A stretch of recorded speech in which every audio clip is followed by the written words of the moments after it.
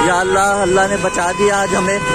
अभी ये मस्कन से हम लोग जा रहे थे और यहाँ पे बहुत ज़बरदस्त ब्लास्ट हुआ है। पूरा बैंक उड़ गया है, पूरा फ्लैट उड़ गया है, शायद किसी होटल की वजह से हुआ है।